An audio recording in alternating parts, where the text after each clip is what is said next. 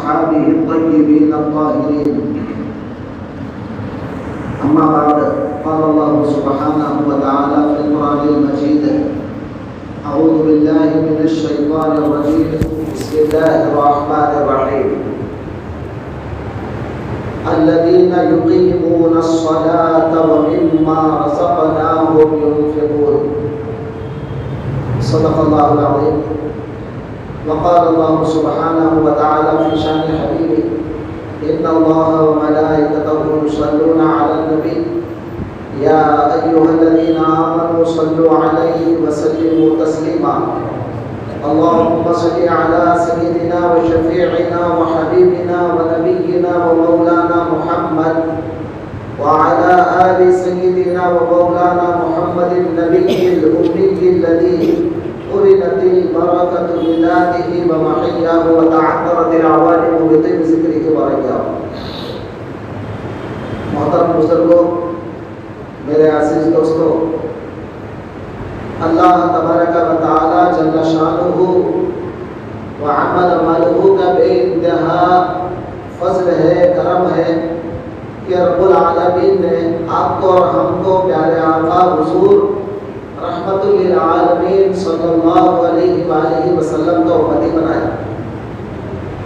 और अल्लाह का शुक्र है कि अल्लाह ताला ने अल्हम्दुलिल्लाह आपको और हमको उसके घर में उसकी इबादत करने और कुछ दीन की बातें सुनने और समझने की तौफीक अता फरमाई। दोस्तों बुजुर्गों, इससे पहले मैंने आपको कुरान करीम इब्तिदा से कुछ आयतें आपको सुनाया था। अलिफ लाम मीम ज़ालिकल किताबु ला रैब फ़ीहि हुदल लिल मुत्तक़ीन। अलिफ लाम मीम ये वो किताब है कि इसमें कोई शक नहीं है, मुत्तक़ियों को हिदायत देती है। कौन है वो मुत्तक़ी? मुत्तक़ी कौन है? हम जिसको मुत्तक़ी समझते हैं वो नहीं है। अल्लाह ताला जो मुत्तक़ी कहता है उसकी नंबर एक शर्त, पहली शर्त है अल्लज़ीना युमिनूना बिल गैब, जो गैब पर ईमान लाते हैं। और शर्त नंबर दो व युक़ीमूनस्सलाह, नमाज कायम करते हैं।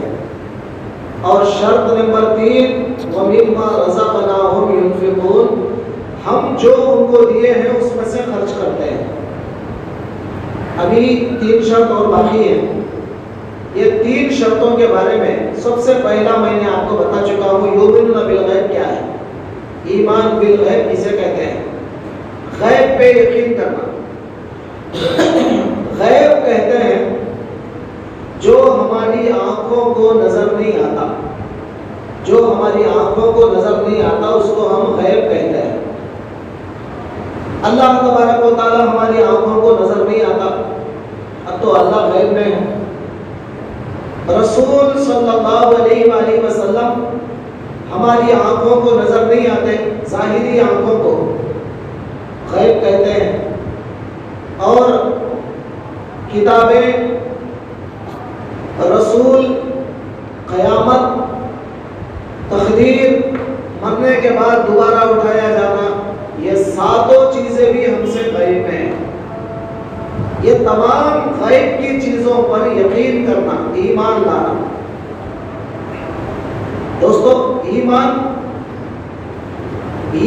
के एक दो हिस्से नहीं है, 70 पर 3 हिस्सों से ज्यादा है, 70 से भी ज्यादा हिस्से हैं ईमान के। वो तमाम हिस्सों में से सबसे पहला है अल्लाह पर ईमान लाना, दूसरा है रसूल पर ईमान लाना, फरिश्तों पर ईमान लाना, किताबों पर ईमान लाना, क़यामत के दिन पे ईमान लाना, तकदीर पर ईमान लाना, मरने के बाद दोबारा अल्लाह उठाएगा इस बात पर ईमान लाना। अब ये ईमान क्या है? ईमान लाना बोले तो क्या मतलब, कहाँ से लाएंगे आप? ये लाने वाली कोई चीज नहीं है, बल्कि ईमान का मतलब है यकीन करना। अपने यकीन को बढ़ाना, यकीन करना। इसमें कोई शक नहीं कि आपको और हमको यकीन है, मगर वो यकीन कमजोर यकीन है, हमारा कम दर्जे का यकीन है। उस यकीन को बढ़ाने के लिए आपको इल्म की जरूरत है। आपके यकीन को बढ़ाने के लिए इल्म की जरूरत है। बगैर इल्म के आपका यकीन नहीं बढ़ेगा। मैं इससे पहले भी आपको शायद एक दो बार मिसाल दे चुका हूं, और एक बार मिसाल देता हूं आपको समझने के लिए। फर्ज कीजिए मिसाल के तौर पे पंजाब सेंटर में अगर टक्कर हुआ, कोई आदमी आके आपको बोला कि भाई पंजाब सेंटर में टक्कर हुआ है। बोलने वाला अच्छा आदमी है, सच्चा आदमी है, तो सबसे पहले आप क्या करेंगे, उसकी बात को मान लेंगे। थोड़ा सा यकीन आएगा आपको, थोड़ा, हाँ भाई सुना भाई पंजाब सेंटर में टक्कर हुआ करते बोल के आप बोलते हैं। एक दूसरा आदमी आया, आके ये बोला कि हजरत वहां पर एक बस वाला एक गाड़ी वाला टक्कर मार लिए है। अब दूसरा आदमी जब आपको आकर जब सुनाया, आपको थोड़ा सा यकीन बढ़ गया। अब तीसरा आदमी आकर अब उसके डिटेल्स बताया, भाई मैं वहां खड़ा हुआ था, वो बस वाला इधर आ गया, वो गाड़ी वाला उधर आ गया, दोनों ऐसा मान लिए, फला हुआ, गाड़ी नुकसान हुआ, फला हुआ, सारा डिटेल्स बोला। तो अब आपको क्या हो गया, टक्कर हुआ है, अभी यकीन बढ़ गया, जरा यकीन बढ़ गया आपको। और एक आदमी आकर आपको और डिटेल सुनाया, भाई गलती इसकी थी, इन्हें रात उठाया था, उन्हें फला आया था, फला। तो आपको क्या हो गया, और पक्का यकीन आ गया कि भाई पक्का यहाँ पर टक्कर हुआ है, आपको यकीन आ गया। तो मैं एक मिसाल दे रहा हूँ आपको समझने के लिए।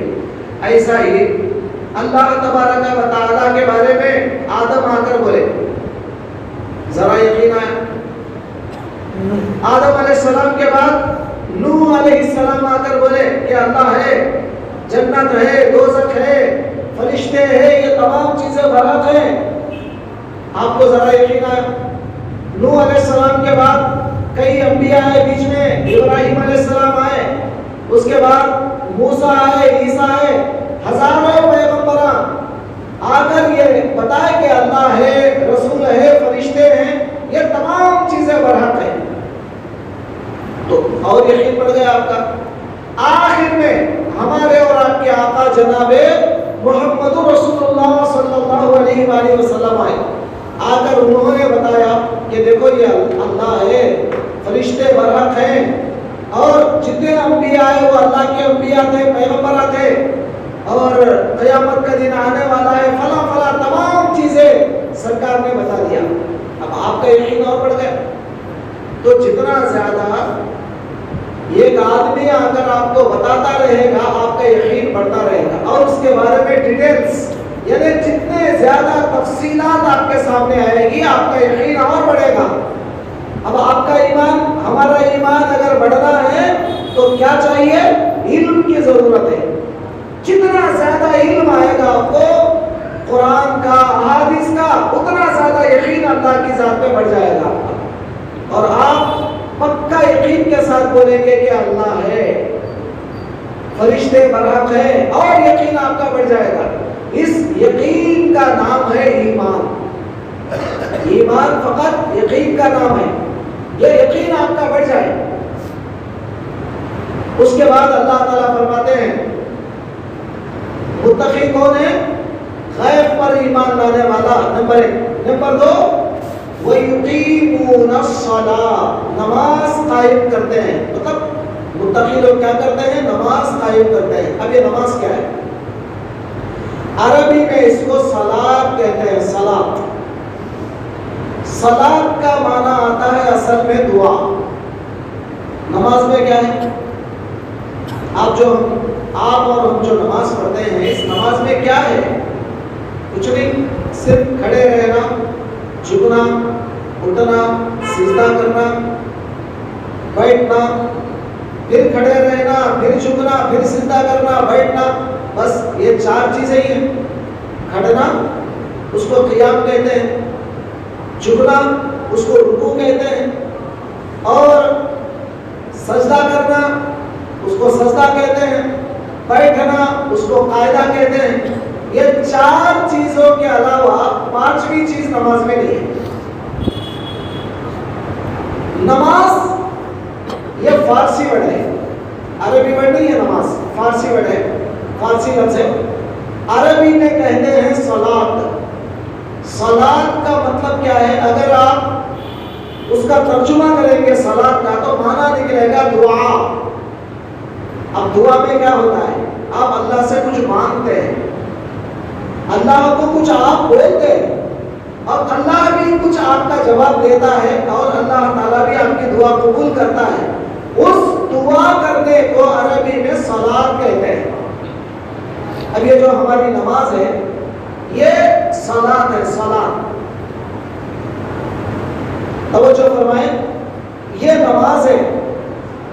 कब से? सारी दुनिया जानती है कि हमारे ऊपर जो नमाज फर्ज हुई, हुजूर सल्लल्लाहु अलैहि वसल्लम मेराज को जाने के बाद हमारे ऊपर नमाज फर्ज हुई। लेकिन आपको पता होगा हुजूर सल्लल्लाहु अलैहि वसल्लम उससे पहले भी नमाज पढ़ते थे। सीरत में आपने सुना होगा कि सरकार मक्के में इब्तिदा में शुरू नमाजें पढ़ते थे, लेकिन बाज़ रिवायतों में आता है कि 5 नमाजें मुकर्रर नहीं थी। इस्लाम के शुरू में अहकाम अलग थे और इस्लाम के आखिर में अहकाम अलग है।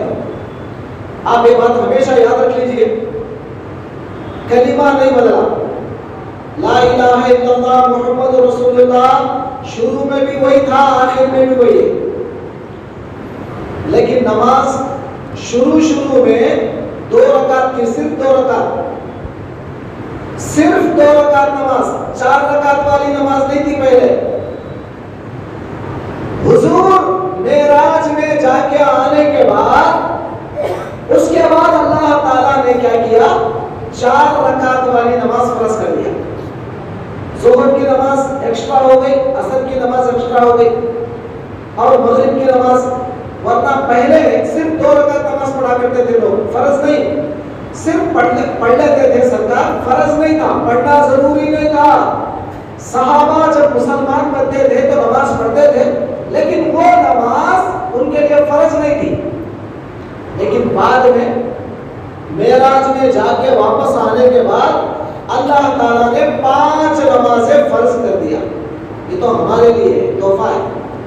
अब पहले जमाने के लोगों को आप देखेंगे, हजरत मूसा अलैहिस्सलाम की शरीयत में रुकू नहीं था, खड़े होना था, खड़ना था और उसके बाद सीधा सजदे में चले जाते थे, सजदा होता था, उसके बाद बैठ जाते थे, कायदा होता था, खड़े होना, खादा करना, सजदा करना, बस 3 चीजें थी उनकी नमाज में।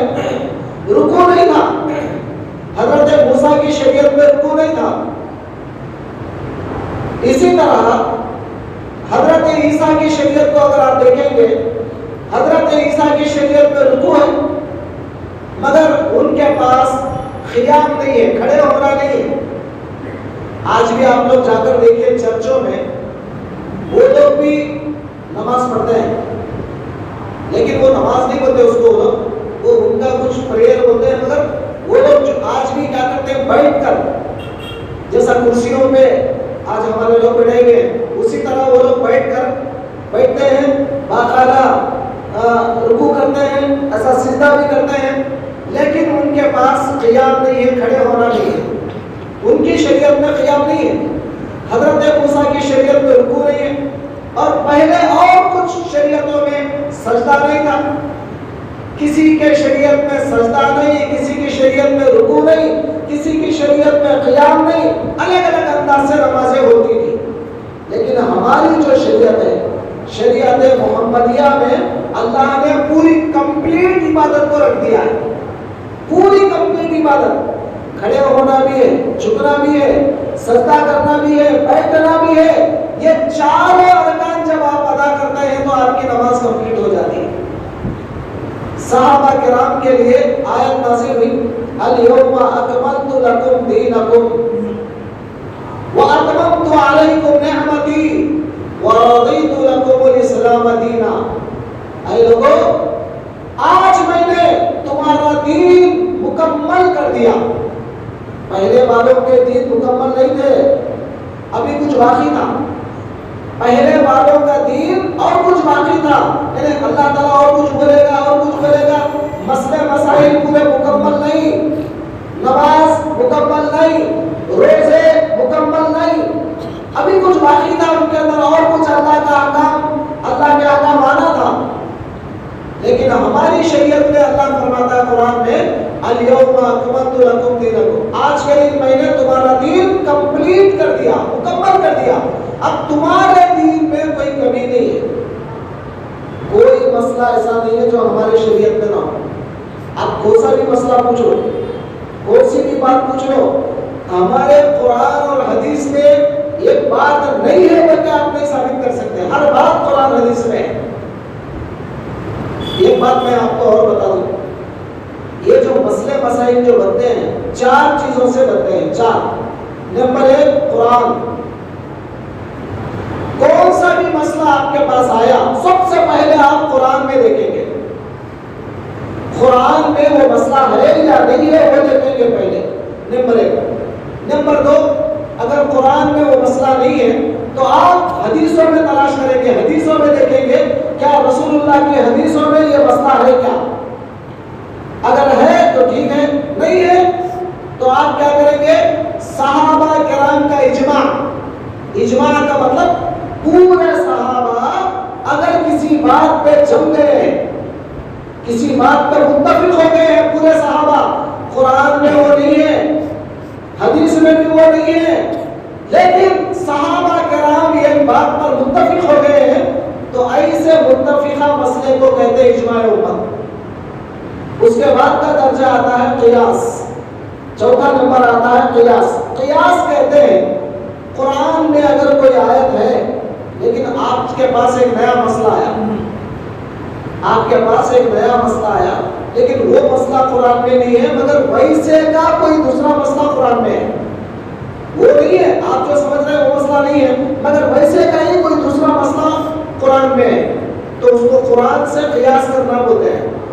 इसी तरह अगर कोई मसला आपके पास आया, वो मसला कुरान में नहीं है, हदीस में है, मगर वैसे का है, वो नहीं है, वैसे का ही दूसरा मसला है, वो नहीं है, उस मसले पर इस मसले को क़ियास करना, अंदाजा करके मसला निकालना, उसको क़ियास कहते हैं। तो अब आपको समझ में आ गया होगा, जो मसाइल निकाले जाते हैं वो चार हैं, कुरान, सुन्नत यानी हदीस, नंबर तीन इजमाए उम्मत, और नंबर चार क़ियास। अब तवज्जो कीजिए मेरी तरफ, नीचे मुर्दिया झुका लेंगे तो नींद आ जाती है आपको, जरा मेहरबानी करके मुझे देखिए। आप नीचे मुर्दिया झुका लेंगे बैठने की आदत तक डालो, अगर आदत डालेंगे तो नींद आ जाएगा।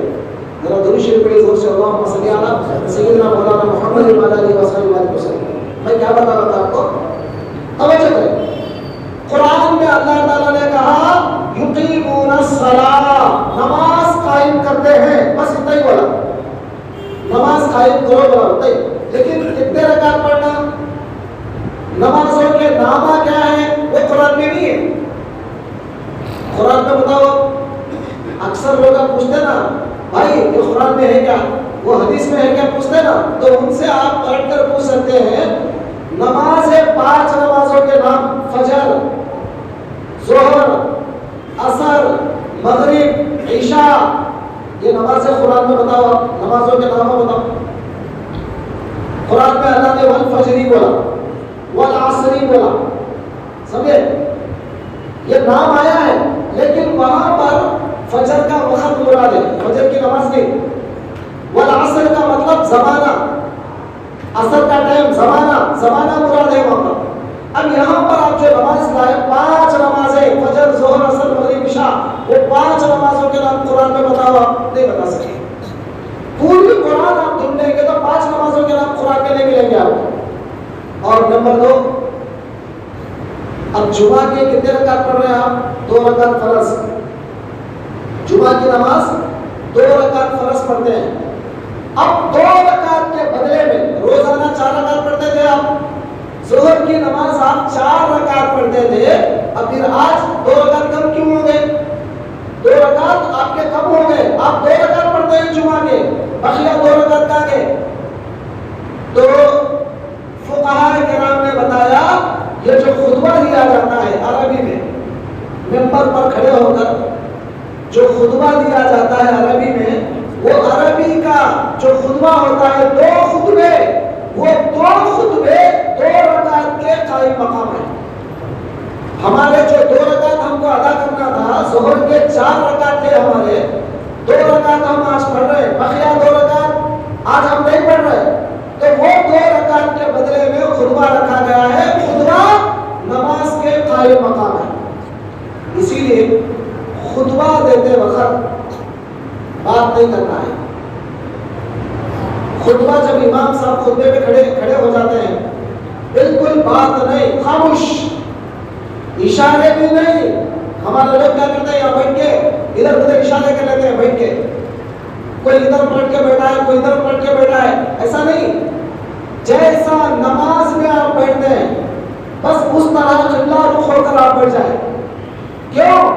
खुतबे का एहतराम आपको करना होता है, क्योंकि ये नमाज 2 रकात नमाज के कायम मकाम है। और खुतबे के दरमियान में अक्सर, और एक बात मैं आपको मस्जिदों में, आपकी मस्जिद में नहीं, अक्सर मस्जिदों में मैं नोट किया हूं, अक्सर क्या करते हैं, नमाज हो जाती है, खुतबा हो जाता है। खुतबा होने के बाद जब नमाज के लिए खड़े होते हैं, सफ़े दुरुस्त कर लो बल्कि बोलने का जो हुक्म है वो सिर्फ इमाम को है, किसी और को नहीं है। हमारे लोग क्या करते हैं, आपकी मस्जिद की बात नहीं कर रहा हूं, आमतौर पर तमाम मस्जिदों में आजकल चल रहा है, पीछे खड़े होकर भाई सफा दुरुस्त करो, भाई सामने आओ, भाई पीछे आओ। भाई आपको कौन हक दिया है पुकारने का? क्या रसूलुल्लाह के सहाबा ऐसा पुकारते थे सहाबा मस्जिदों में? हरगिज़ नहीं। ये बात याद रख लें आप। ये तमाम मसले मसाइल हैं हमारे, ऐसा अगर नहीं करेंगे आप तो आपकी नमाज गारत हो जाएगी। इमाम को हक है बोलने का, इमाम के लिए इजाजत है सफ़े दुरुस्त कर लो। अरबी में अगर बोलना है सफ़ू इअतदिलू, सफ़ू इअतदिलू अरबी में बोलते हैं। अगर उर्दू में बोलना है सफ़े दुरुस्त कर ले, ये बोलने का इजाजत सिर्फ इमाम को है। हमारे लोग क्या करते हैं, पीछे से कोई पुकार रहा है, भाई सफा दुरुस्त करो, भाई सामने वाले पीछे आओ, पीछे वाले सामने आ जाओ, भाई बच्चा को माजूम करो। भाई आपको इजाजत नहीं है बोलने की। आप खुतबा शुरू होने के बाद से लेकर नमाज में सलाम फेरने तक आपको बात करना नहीं है। तो आप अंदाजा लगा ले, जब आपको बात करना ही नहीं है तो आपका काम है आप पहली सफा में आ जाए, आपको कोई बोलने की जरूरत नहीं। और अगर कोई बोल रहा है समझ लो कि उसकी इबादत खराब हो रही है। अगर कोई बीच में बात कर रहा है समझ लो कि उसकी इबादत खराब हो रही है। दोस्तों पहले तो मैं क्या बताना चाह रहा हूं आपको, नमाजों के नाम कुरान में नहीं है, नमाजों की रकातें, जुमा के 2 रकात पढ़ो, काली के कुरान में बताओ नहीं है। कुरान की कौन सी आयत में भी जुमा के 2 रकात बल्कि लिखे नहीं है।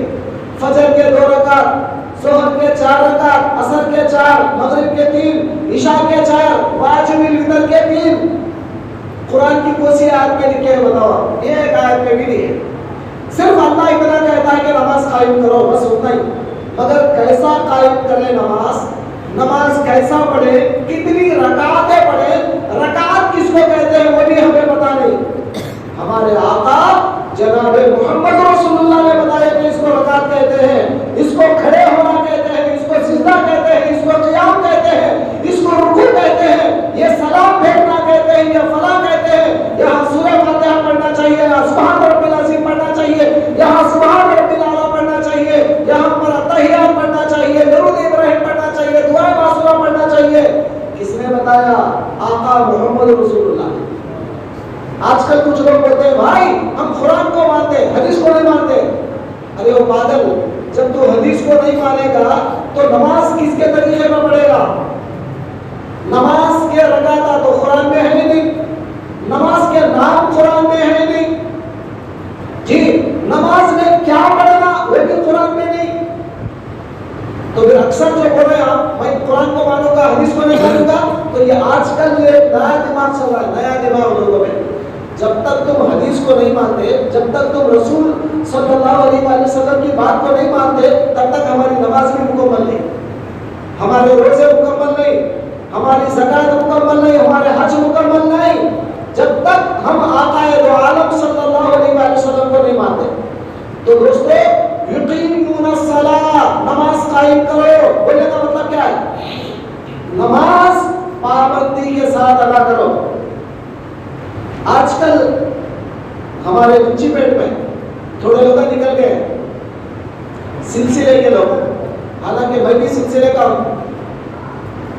एक सिलसिला होता है अल्लाह वालों का, ख्वाजा गरीब नवाज का, सरकार गौसे पाक का एक सिलसिला होता है।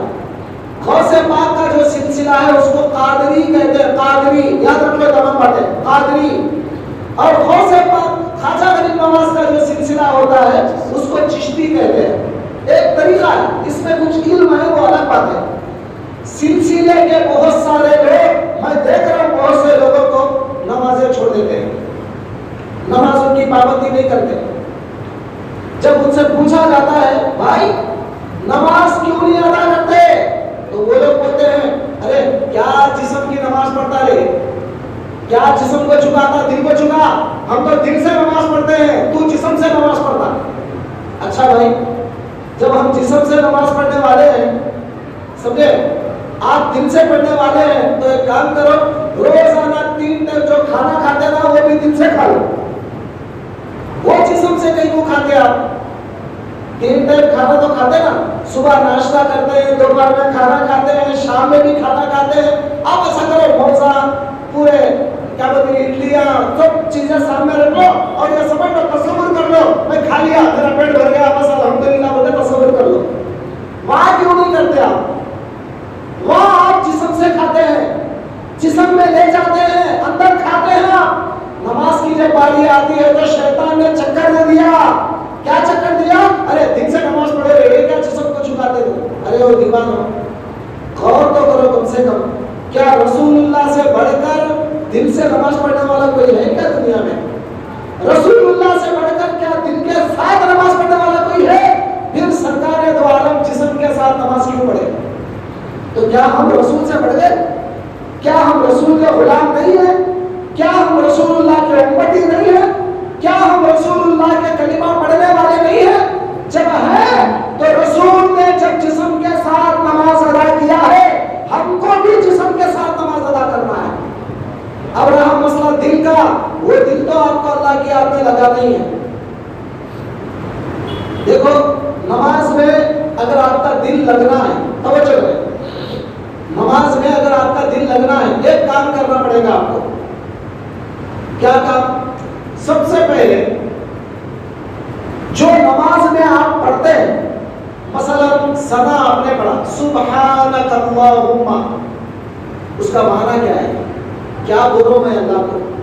सुब्हानक अल्लाहुम्मा व बिहम्दिका व तबारक अस्मुका व तआला जद्दुका व ला इलाहा गैरुका। इसका मतलब क्या है?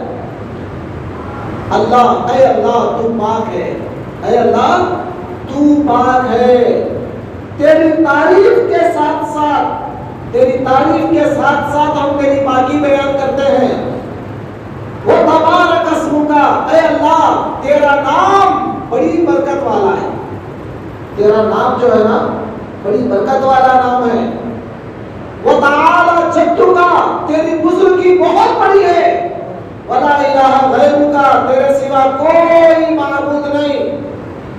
आप सना पढ़ते हैं, अगर समझ के अगर आप पढ़ेंगे आहिस्ता के साथ, ज्यादा स्पीड नहीं पढ़ना है आपको। सुभानअल्लाह व बिहम्दिही, ऐसा पढ़ेंगे तो आपको समझ में कुछ नहीं आएगा। कम से कम आप नमाज में सुब्हानक अल्लाहुम्मा व बिहम्दिका व तबारक अस्मुका व तआला जद्दुका व ला इलाहा गैरुका, इस तरह आहिस्ता आहिस्ता आप पढ़ेंगे समझते हुए, तो आपकी नमाज वाक़ियतन नमाज होगी आपकी। और सूरह फातिहा आप पढ़ेंगे, अल्हम्दुलिल्लाहि रब्बिल आलमीन उसका माना समझते हुए पढ़ो। अर्रहमानिर रहीम उसका माना समझो। मालिकी यौमिद्दीन उसका माना समझो। इय्याका नअबुदु व इय्याका नस्तईन उसका माना समझो।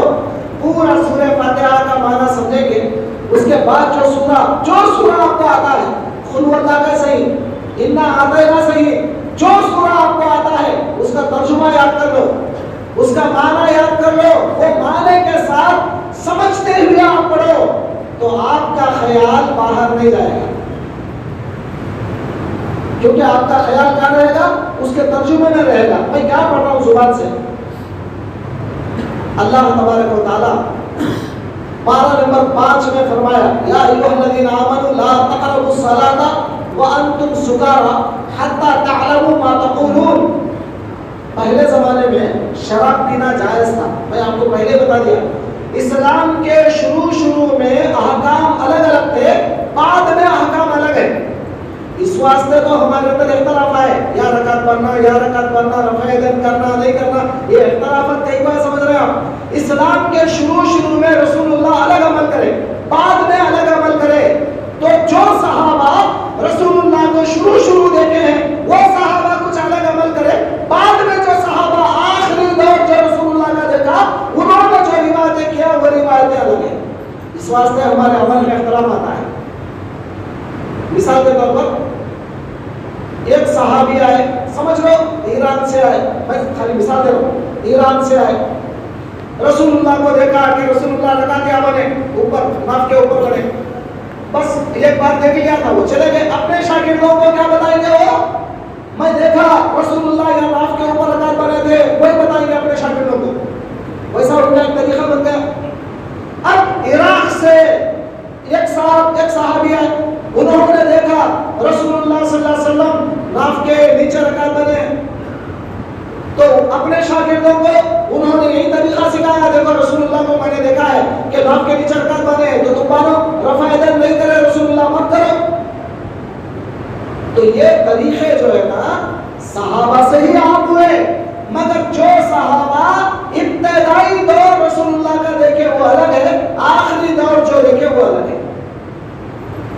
आपको मैं एक और बात बता रहा हूँ, हमारी नमाजों में हम नाफ के नीचे रकात पढ़ते हैं, हम रफ़ा यदैन नहीं करते, हम उसके मुखालिफ भी नहीं है।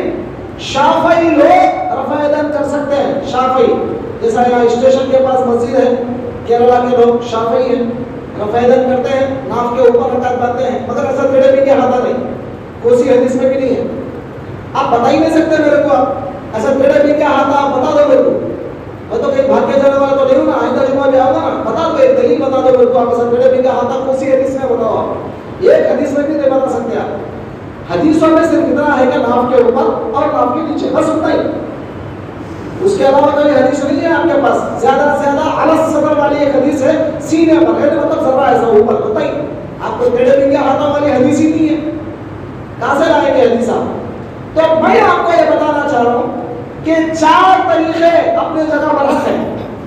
हम रफ़ा यदैन का इनकार नहीं करते, नाफ के ऊपर हाथ बांधने का इनकार नहीं करते, हम मानते हैं, लेकिन हमारा जो अमल है वो हम नाफ के नीचे रकात बांधते हैं, हम रफ़ा यदैन नहीं करते। क्यों? उसकी वजह क्या है? तवज्जो फरमाएं। हमारे इमाम, तवज्जो करें आप, हमारे इमाम आज़म अबू हनीफा रहमतुल्लाह अलैह कूफा के, कूफा मालूम आपको कूफा का है, इराक में।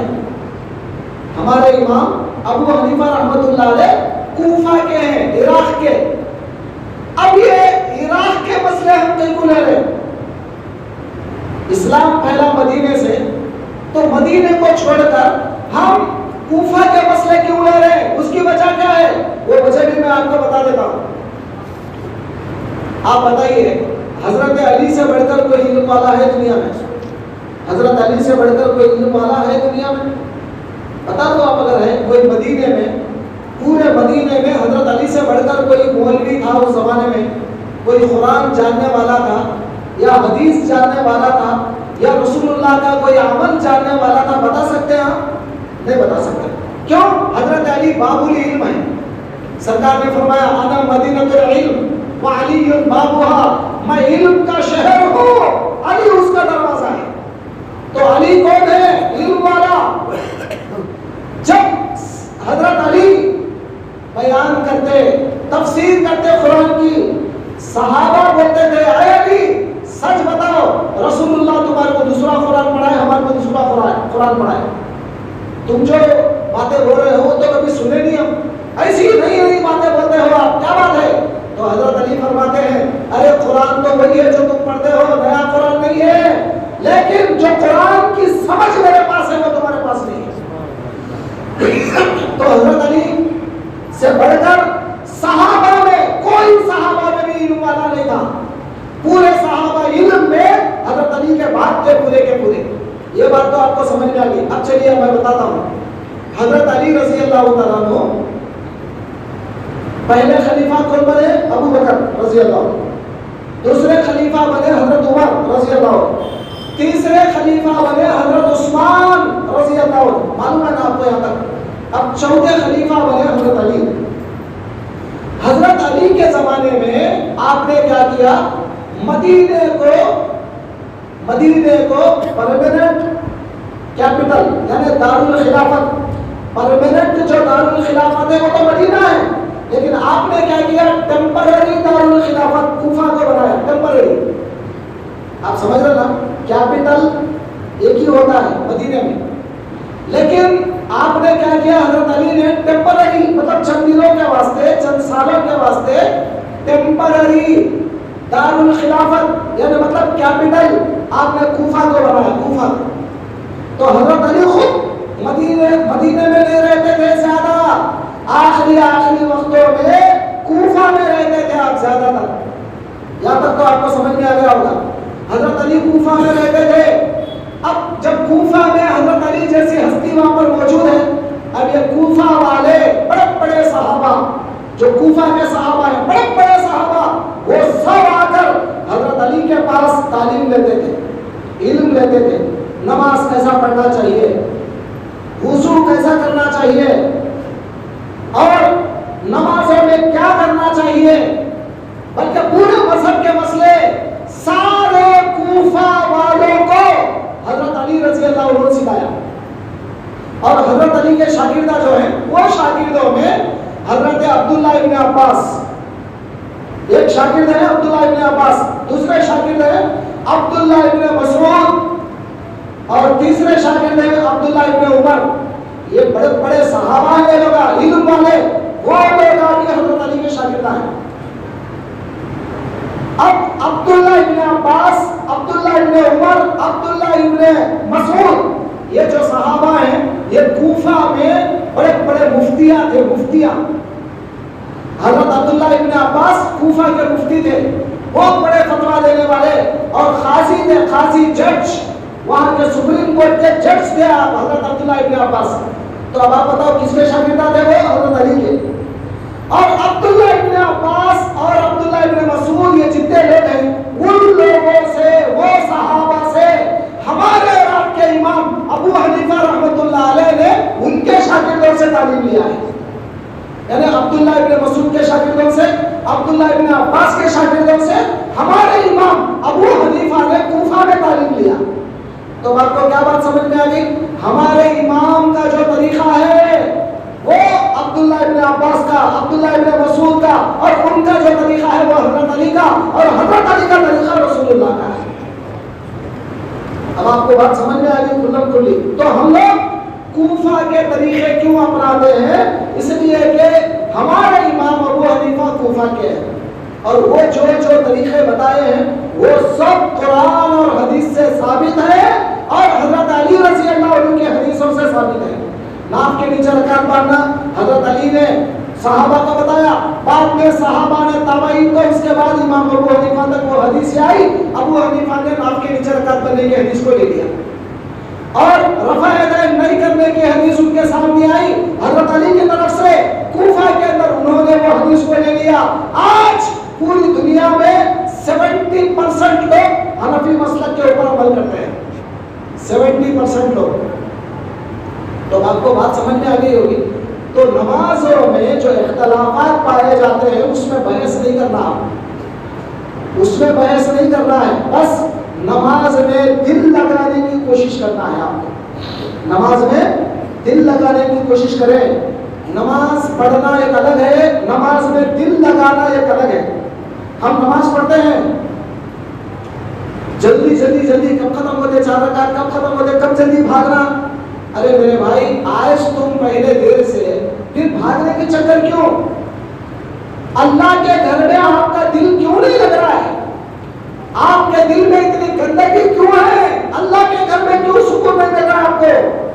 तो अल्लाह का बंदा वो होता है, अल्लाह के घर में आने के बाद उसको सुकून मिले, आराम मिले। मैं अल्लाह के घर में आया हूँ और जब मैं नमाज पढ़ूंगा तो मैं समझ कर पढ़ूंगा मैं क्या बोल रहा हूँ जुबान से। तो मैं पहले आपको बताया था, पहले जमाने में शराब पीते थे लोग, इस्लाम के शुरू में। बाद में शराब पीना हराम हो गया।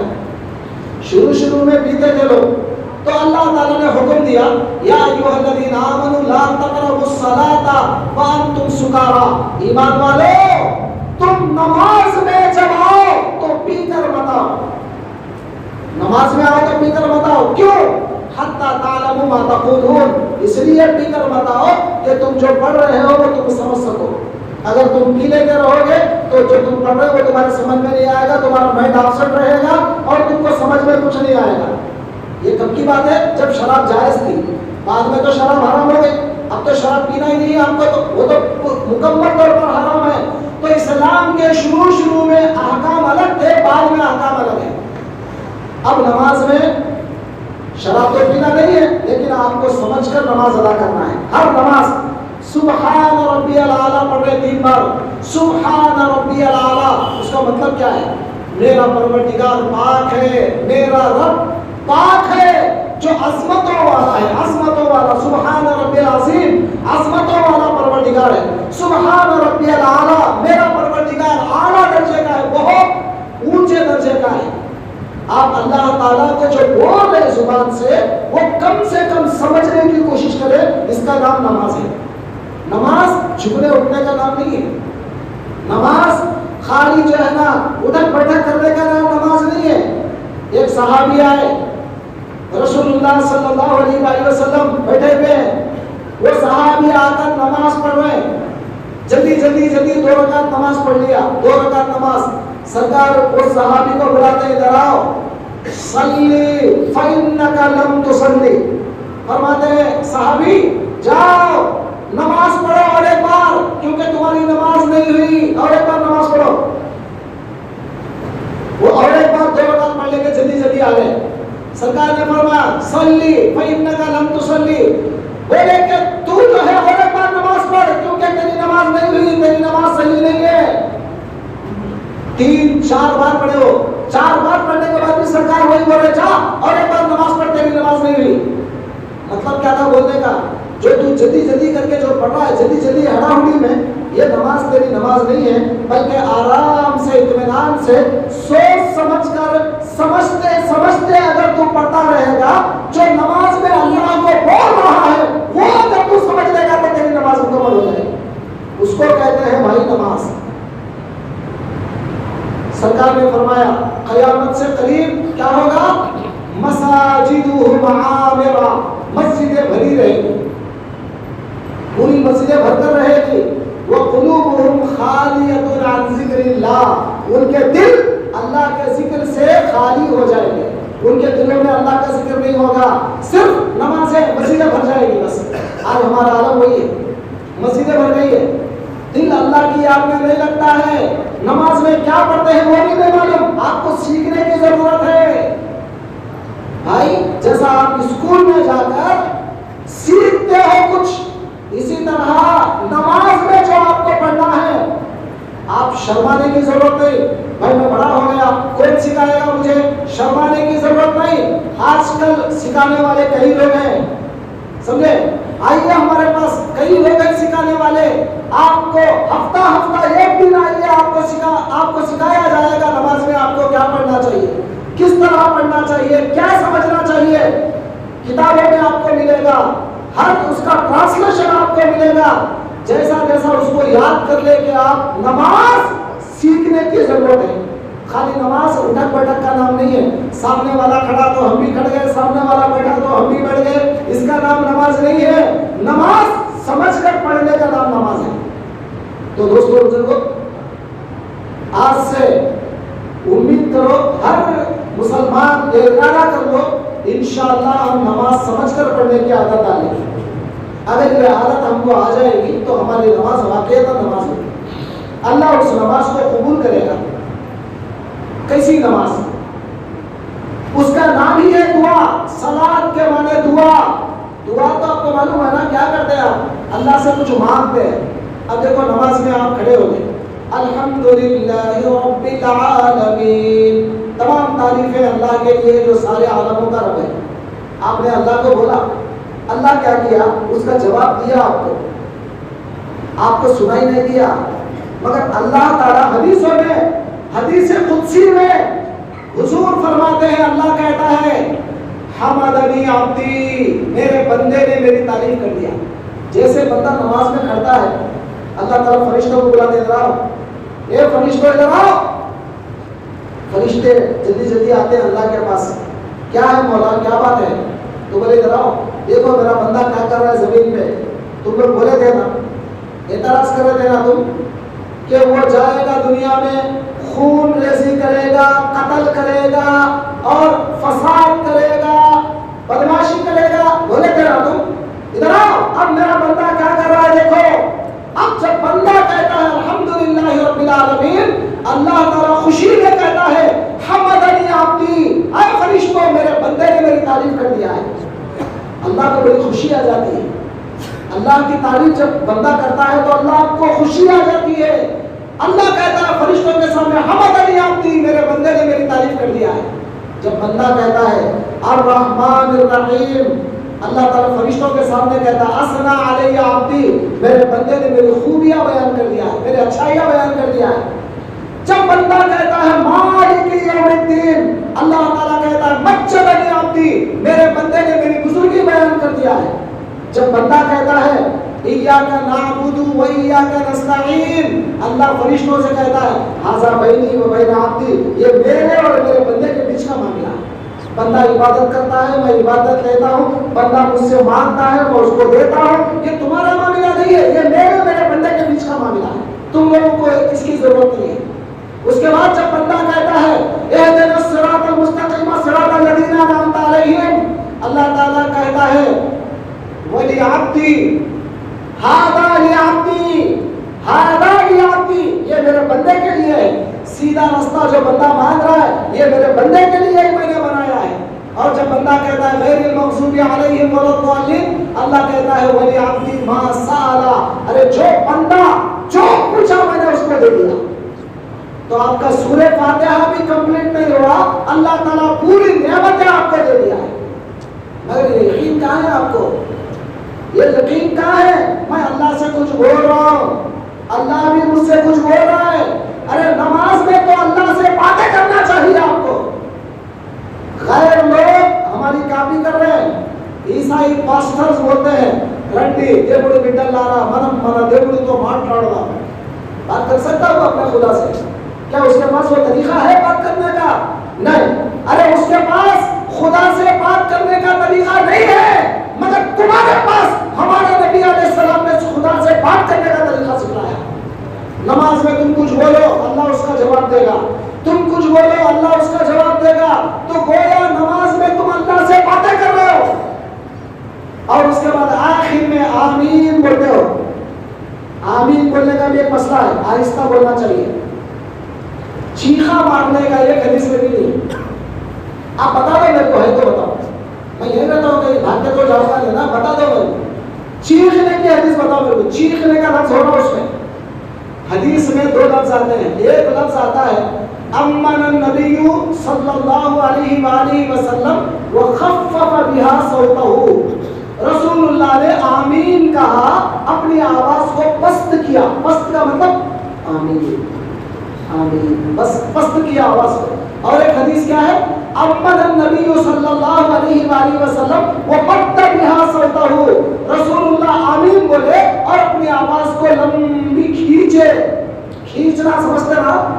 खींचना अलग है, चीखना अलग है। चीखने में खींचने में फर्क है। हदीस में खींचने का लफ्ज है, कैसे? आमीन,